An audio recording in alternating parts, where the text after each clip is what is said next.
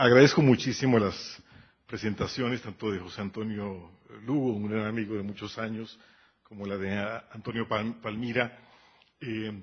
Aclaro que efectivamente soy etnólogo, que es una de las ramas de la antropología, y lamento, sin embargo, que la antropología no pueda dar tantas respuestas como ofrece la astrología, por lo menos tal como la practica mi amigo José Antonio, pero voy a tratar de dar aquí un retrato, ¿no?, de lo que ha sido la festividad de Día de Muertos en nuestro país, por lo menos desde la época prehispánica hasta la actualidad, que efectivamente en el año 2003 mereció la nominación de la UNESCO en la lista representativa del patrimonio inmaterial, lo cual creo que es un evento que debe enorgullecernos a todos los mexicanos. Voy a leer un texto que preparé para esta ocasión. Le pediría al joven de la cabina si pudiéramos empezar con las transparencias para contextualizar un poco el argumento que voy a tratar de ofrecerles. A diferencia del silencio que rodea la muerte en el mundo contemporáneo, como advertía Octavio Paz hace más de 50 años, la muerte es uno de nuestros juguetes preferidos y una de nuestras obsesiones más permanentes. Buena parte de nuestras canciones y nuestros refranes, de nuestras fiestas y de nuestras reflexiones populares tienen ese tema central. A lo largo de varios siglos, las representaciones en torno a los muertos han dado lugar a una arquitectura simbólica y ritual que se expresa en una infinidad de obras plásticas, objetos artesanales y muestras del arte efímero que se producen en distintas regiones de nuestro país. La riqueza cultural de estas celebraciones reposa también en las creaciones artísticas de músicos, pintores y poetas mexicanos que han generado en los últimos siglos una obra de singular valía como la que se encuentra contenida en la producción gráfica de Guadalupe Posadas, por supuesto, en la pintura de Diego Rivera y en la poesía de José Gorostizar, a la cual se refería ya José Antonio Lugo. El repertorio es extenso e innumerable, pero en conjunto muestra hasta qué punto la muerte ha sido una referencia constante en campos tan heterogéneos como la lírica y la danza, la artesanía y la narrativa popular. La siguiente, por favor. Sin embargo, la expresión más acabada de las representaciones sobre la muerte reside en una fiesta popular, conocida como Día de Muertos, que se celebra cada año durante los primeros días de noviembre. La fiesta tiene un origen colonial y deriva en principio de las celebraciones de Todos Santos y Fieles Difuntos que se incorporaron al calendario litúrgico durante la Europa medieval. Los estudios históricos y antropológicos han permitido constatar que en México las celebraciones dedicadas a los muertos no solo comparten una antigua práctica ceremonial donde conviven tanto la tradición católica como la tradición precolombina, sino también una diversidad de manifestaciones que se sustentan en la pluralidad étnica y cultural de nuestro país. A lo largo de esta conferencia, quisiera mostrarles a ustedes que la fiesta de Día de Muertos es uno de los múltiples efectos del encuentro de dos mundos cuyas tradiciones se unieron durante el siglo XVI hasta el punto de confundirse. La historia religiosa del siglo XVI ha sido vista, por un lado, como una conquista espiritual que osciló entre la resistencia prolongada y la conversión ininterrumpida. Sin embargo, ni la conversión ni la resistencia reflejan la complejidad de un proceso que inició durante las primeras décadas del siglo XVI, cuando las órdenes monásticas de franciscanos, agustinos y dominicos pusieron en marcha el proceso de evangelización en la Nueva España. Aunque la resistencia indígena no dejó de presentarse durante los primeros siglos de la colonia española, el cristianismo era para mediados del siglo XVII una empresa consolidada. Más que una visión del mundo, su incidencia institucionalizó una práctica que se concentró en el ámbito ceremonial del catolicismo y produjo uno de los vehículos privilegiados de la evangelización. En un proceso donde las doctrinas cristianas no tenían la resonancia adecuada, la participación de la población indígena se convirtió en la clave de un complejo universo de procesiones, autos sacramentales y representaciones teatrales que con el tiempo habrán de escapar a la dirección del clero y habrán de asumirse como el patrimonio religioso de cada comunidad. A pesar de que la conquista de almas y la disolución de prácticas ancestrales fue una tarea prolongada que se llevó a lo largo de varios siglos, medio siglo después de la conquista se habían demolido un considerable número de ídolos y exterminado por distintos medios a la mayoría de los oficiantes del culto mesoamericano. A cambio, la empresa evangelizadora ofreció una doctrina simplificada, escindida esencialmente entre los polos del bien y del mal, que no se presentó como el perfeccionamiento o la plenitud de las religiones nativas, sino como una ruptura con el universo anterior. Los evangelizadores no operaron sobre la base de un corpus doctrinal que contenía la teología cristiana en su conjunto, sino sobre un repertorio limitado de imágenes y de prácticas que se ofrecieron como los signos visibles a las interpretaciones indígenas. En este proceso, la fiesta de Todos Santos y Fieles Difuntos promovió la fusión de dos mundos al convertirse en uno de los espacios más fructíferos del diálogo intercultural. Las correspondencias entre las religiones mesoamericanas y el catolicismo español no se agotaban en el papel corporativo que ambas culturas atribuían a sus divinidades. El ayuno y la penitencia, la confesión y el sacerdocio, así como las fiestas religiosas y la diócesis compleja de seres sobrenaturales, son sin duda algunos de los elementos análogos que promovieron la sustitución de las formas originales. Pero sobre todo fue el apego a un calendario para observar los aspectos del ciclo ritual el esquema que permitió organizar las similitudes y las diferencias entre ambos mundos. La siguiente. De los 18 meses disponibles, ustedes saben que el antiguo calendario mexica estaba dividido en 18 veintenas. ¿Sí? De estas 18 veintenas, los antiguos mexicanos dedicaron a los muertos 7 festividades mensuales de distinta magnitud y solemnidad, una de las cuales coincidía con las fechas de celebración de Todos Santos y Fieles Difuntos. Las crónicas de Durán dejan en efecto entrever que el mes de Quecholi, cuyo periodo se extendía entre el 20 de octubre y el 8 de noviembre, albergaba la segunda ceremonia más importante de los difuntos y prolongaba los rituales de la gran fiesta de los muertos. Las mismas crónicas muestran que ambas festividades eran tan solo una parte de un ciclo ceremonial más amplio destinado a ofrendar a los muertos, que iniciaba a finales de abril y culminaba a principios de febrero. Durante todo este periodo era prácticamente 7 festividades dedicadas a los muertos, una de las cuales coincidía con nuestra actual ceremonia de Día de los Muertos. Las ceremonias para los muertos que se llevaban a cabo durante la veintena inicial estaban asociadas a las fiestas de Tezcatlipoca y Huitzilopochtli, pero el tema principal del mes parece haber sido la precipitación de la temporada pluvial y, por lo tanto, las celebraciones concernían a la propiciación de los dioses de la lluvia, del agua y del ciclo agrícola en general. Conformada generalmente por alimentos, flores e inciensos, la ofrenda que se destinaba a los difuntos se prolongaban a lo largo de 4 años consecutivos, cuando el alma o la esencia de los muertos arribaba a su destino final.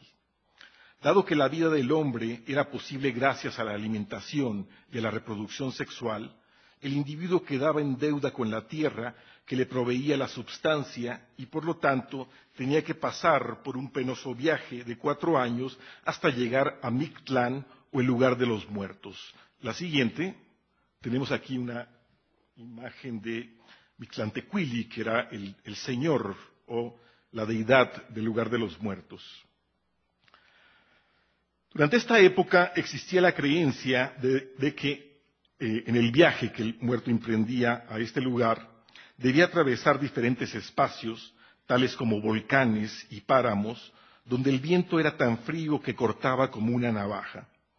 Para cada uno de estos lugares, los ancianos y los oficiantes colocaban en la mortaja diferentes papeles cortados que el difunto debía presentar al llegar a su destino, que son en buena medida el antecedente del papel picado que tenemos en la actualidad y del cual hablaremos más adelante.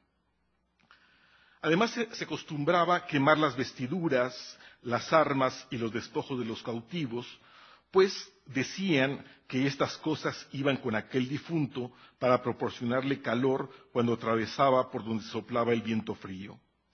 Al lapso de 4 años, los muertos arribaban a la ribera de un río ancho y profundo, donde un perro de pelo bermejo pasaba sobre sus hombros a los difuntos.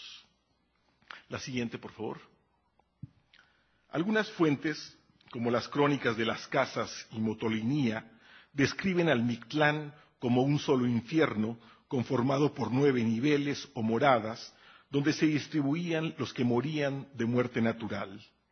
Entre los antiguos mexicanos, en efecto, no era la forma de vivir la que marcaba el destino de los hombres, sino su forma de morir.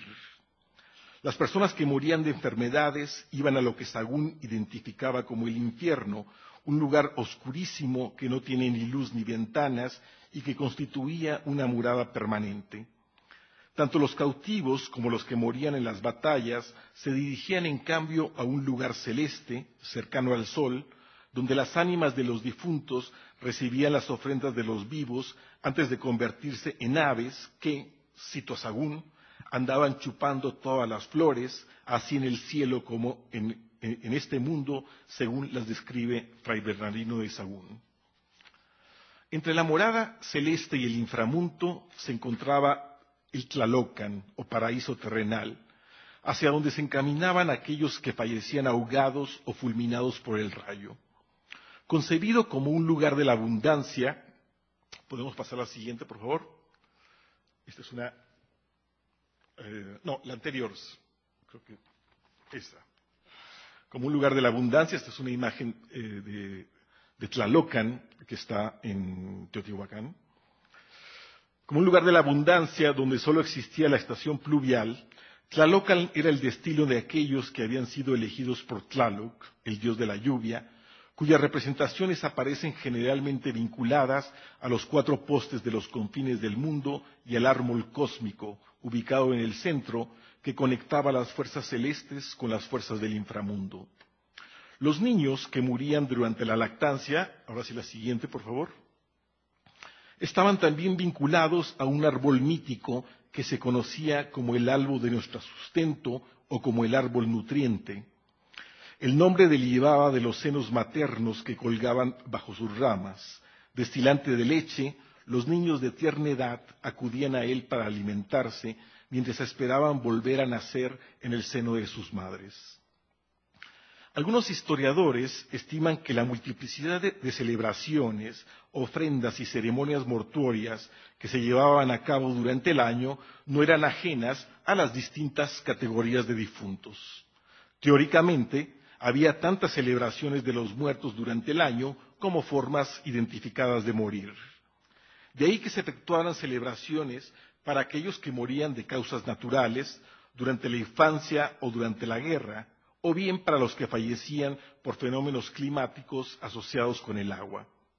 Las 7 celebraciones de los muertos que se desarrollaban a lo largo del ciclo ceremonial estaban al parecer relacionadas con las distintas formas de la muerte y con el desarrollo del ciclo agrícola, ya que los antiguos mexicanos comparaban metafóricamente la vida del ser humano con el ciclo del maíz y la maduración de las cosechas. En los meses cercanos a la recolección, hacia finales de octubre y principios de noviembre, se daba de beber a los pobres pinole diluido en agua y se acostumbraba a oler el aroma de la flor de cempasúchil, conocida hoy como flor de muerto. El maíz, la flor y la abundancia serían los elementos que se integrarían más tarde a la fiesta colonial de los muertos, pero solo en la medida en que estos habían sido centrales en el antiguo ciclo ceremonial.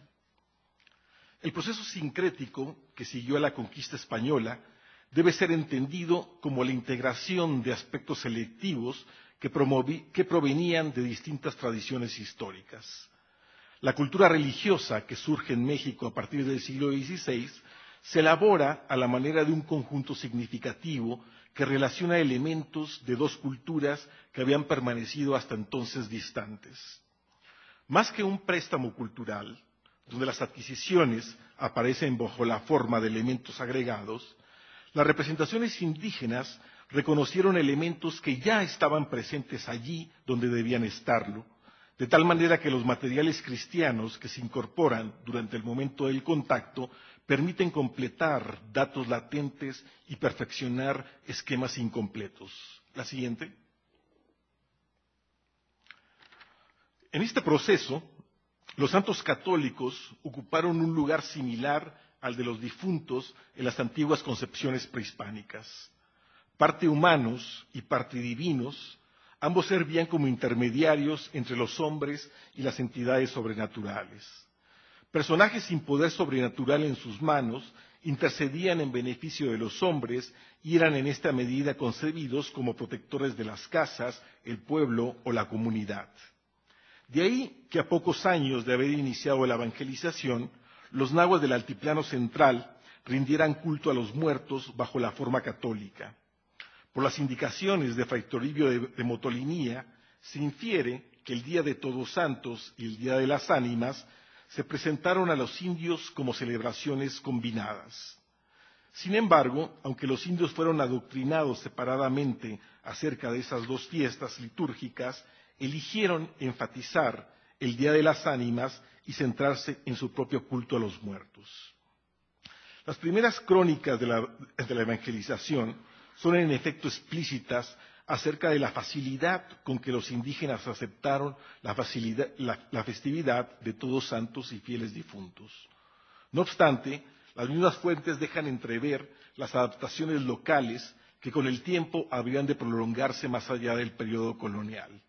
Fray Diego de Durán, por ejemplo, indicaba que las ofrendas se llevaban al cementerio durante los días estipulados en el calendario litúrgico.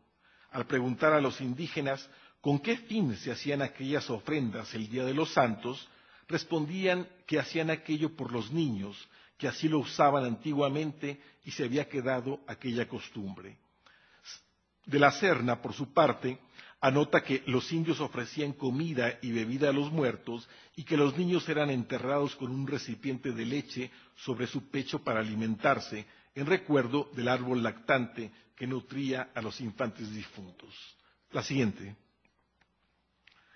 Desde el punto de vista de las adaptaciones locales, el factor más significativo de las crónicas de Serna y Durán es el establecimiento del 1 de noviembre para la celebración de los niños muertos y el 2 de noviembre para la celebración de los adultos. La distinción es significativa porque muestra hasta qué punto las antiguas categorías prehispánicas se adaptaron al calendario litúrgico y modificaron el planteamiento original. Con el tiempo, las distintas categorías de los difuntos que habían prevalecido en la cosmovisión precolombina se fueron adaptando a un solo complejo ceremonial que se distribuyó en varias jornadas sucesivas, destinadas desde entonces a muertos de distinto género y de distinta calidad. A partir de entonces, las prescripciones litúrgicas cedieron su terreno a una manifestación cultural que resultaba católica en su forma, pero indígena en su contenido. Las celebraciones de Todos Santos y Fieles Difuntos, originalmente separadas en la liturgia católica, pasaron a ser, en el pensamiento indígena, un solo complejo ceremonial, una sola fiesta, que tomó el nombre de Día de Muertos en el lenguaje popular. Para los antiguos nahuas, que poblaron una extensa área del actual territorio mexicano, la muerte y la vida no eran los extremos de una línea recta, sino dos puntos situados diametralmente en un círculo en movimiento. Esta concepción cíclica de la vida y la muerte estaba ligada a una representación sumamente elaborada del cosmos, el cual se dividía en dos esferas opuestas que se conectaban a través del Temuanchan, el árbol cósmico por el que fluían las fuerzas subterráneas y celestes. La siguiente, por favor. Tenemos aquí una imagen de lo que era el Temoanchan o árbol cósmico. De acuerdo con Alfredo López Austin, la organización dual del cosmos se expresaba en la división que oponía por un lado la estación seca y por otro la temporada pluvial, pero también en las cualidades frías y calientes que caracterizaban a los alimentos y a las bebidas. La parte fría e inferior del cosmos se oponía a la parte luminosa y superior, pero solo en la medida en que ambas se completaban como las partes simétricas de un mismo principio que regía las relaciones entre la vida y la muerte, lo caliente y lo frío, la estación seca y la estación de lluvias. Para la mayoría de los pueblos indígenas de México, el universo sigue siendo una unidad dividida en dos partes opuestas y complementarias. Entre los otomís, por ejemplo, el cosmos se divide en dos mitades simétricas que distribuyen el mundo de los humanos en la parte superior y el de los antepasados en la parte inferior, mientras los totonacos estiman que el Sol preside la parte seca y cálida del mundo y San Juan, el santo católico protector, la parte húmeda y fría. En algunos casos, como entre los nahuas de la Sierra Norte de Puebla, esta dicotomía se expresa en la existencia de dos almas o entidades anímicas del hombre, una de las cuales es luminosa y caliente, mientras la otra es oscura y fría. La creencia en dos almas que tienen destinos divergentes es también común entre los tzotziles de Chiapas, que piensan que el chulel de un hombre recorre primero el mundo subterráneo para dirigirse más tarde hacia el Vinagel, el lugar de los muertos que sigue la ruta del sol. Entre los huicholes del occidente de México prevalece también la idea de una alma viajera que recorre su existencia durante el mundo reviviendo sus experiencias. El trayecto purificatorio tiene como destino un gran árbol, chapa, se llama entre los huicholes, de 5 ramas y 5 raíces, donde el alma se reúne con los antepasados para danzar y beber antes de ser conducida ante la presencia del dios solar. Concebidas como un círculo en movimiento, las representaciones que los pueblos indígenas de México formulan sobre el ciclo vital establecen un vínculo muy estrecho entre la muerte y la reproducción. De ahí que en muchas regiones indígenas del país se considere que la muerte inicia un proceso de purgación, tras el cual el alma está lista para otro nacimiento.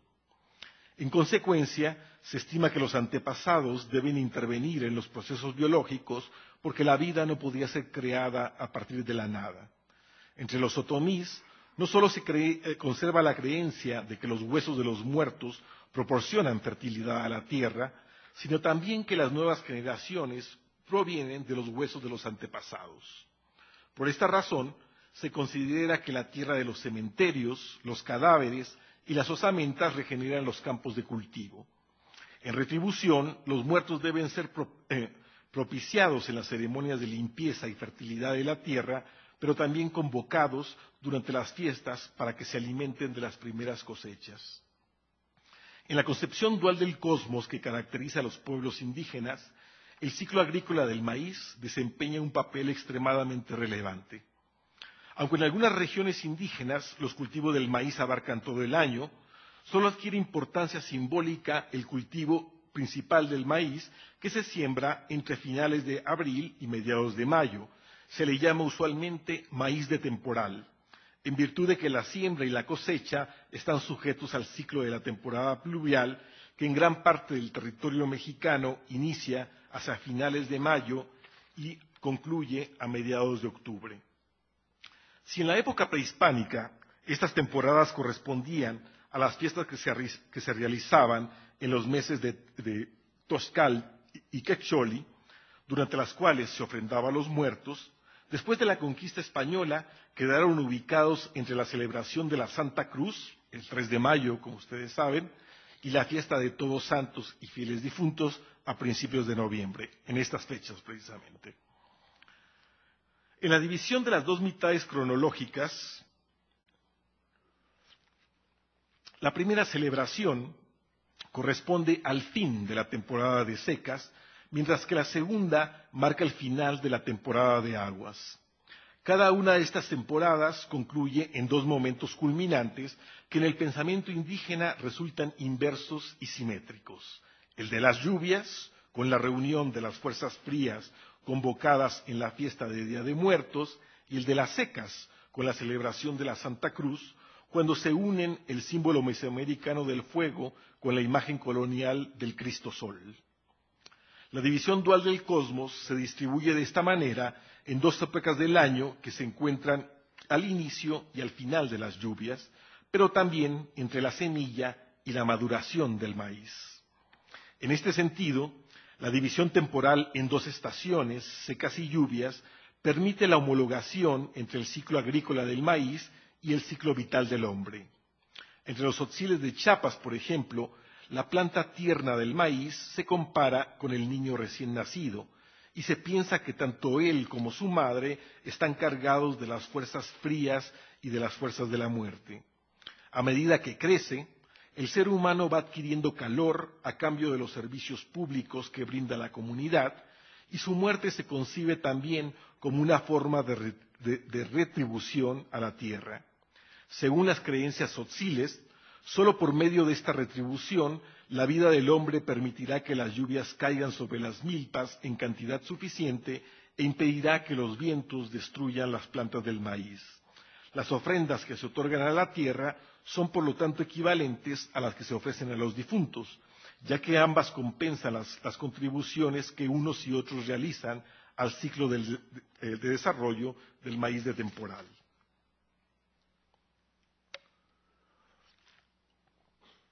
En gran parte de las regiones indígenas de México, la fiesta de Día de Muertos corresponde al fin de un calendario ritual y a la culminación de un ciclo agrícola. Dado que la cosecha del maíz de temporal se efectúa pocas semanas antes de la celebración, la fiesta es también un festival de la cosecha dedicado a compartir con los ancestros el beneficio de los primeros frutos. La siguiente, por favor.